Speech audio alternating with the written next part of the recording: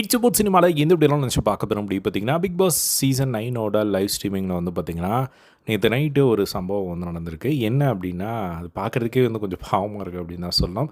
அதே மாதிரி மொத்த வீடும் சேர்ந்து ஒருத்தரை வந்து அட்டாக் பண்ணுறது அப்படிங்கிறத கண்டிப்பாக வந்து ஏற்றுக்க முடியாது. ஸோ அந்த வகையில் வந்து பார்த்திங்கன்னா, திவாகருக்கு வந்து நிற்க வச்சு பிரவீன்ராஜ் மற்றும் எல்லாருமே வந்து உட்காந்துட்டு இருக்காங்க. ஸோ அப்போ வந்து ஒரு சிச்சுவேஷன் கொடுக்குறாங்க.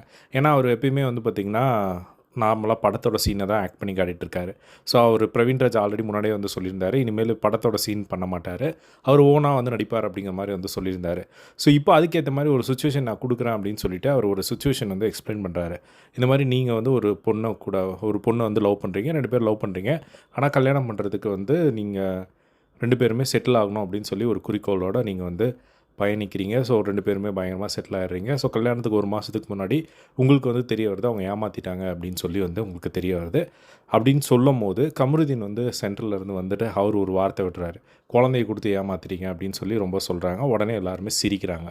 அது வந்து பார்த்திங்கன்னா டக்குன்னு வந்து யாருக்காக இருந்தாலும் ஒரு மாதிரி ஹிட் ஆகும். அந்த இடத்துல வாட்டர்மெலன் ஸ்டாருக்கும் வந்து பார்த்திங்கன்னா, என்னையா பேசிகிட்டு இருக்காங்க அப்படின்னு, வயிற்றுக்கு சோறு தான் சாப்பிட்றேன் இல்லை வேறு ஏதாவது சாப்பிட்றேன் அப்படின்னு சொல்லி எப்போ பார்த்தாலும் இப்படியே வந்து பண்ணிகிட்ருக்கேன், வாடா போடான்னு பேசுகிறது, இந்த மாதிரியான விஷயங்கள் வந்து பார்த்திங்கன்னா அவருக்கு பயங்கரமாக ஹிட் ஆகி அந்த இடத்துல வந்து மூவ் ஆன் பண்ணுறாரு.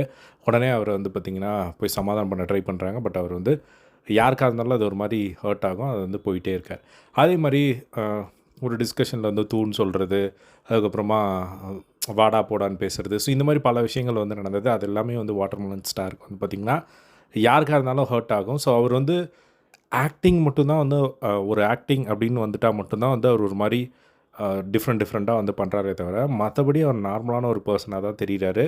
நிறைய இடங்களில் அவர் பேசுகிறதும் ஃபன்னாக இருக்குது ஒரு சைடு. அதே மாதிரி இந்த மாதிரி கோவப்படுறதும் வந்து ஒரு நார்மலாக ஒருத்தருக்கு வந்து இந்த மாதிரி நம்மளை யாராவது ஏதோ சொல்லிட்டா நம்மளுக்கு என்ன ஒரு எமோஷன் வருமோ அதே மாதிரி தான் அவருக்கும் வந்து ஒரு எமோஷன் வருது. ஸோ அவர் ஆக்டிங் சைடு மட்டும் தான் வந்து ஒரு குறையாக இருக்கே தவிர, மற்றபடி இந்த மாதிரியான விஷயங்கள் எல்லாத்துலேயும் சேர்ந்து அவங்கள அட்டாக் பண்ணுறது அப்படிங்கிறது கொஞ்சம் பாவமாக தான் இருக்குது.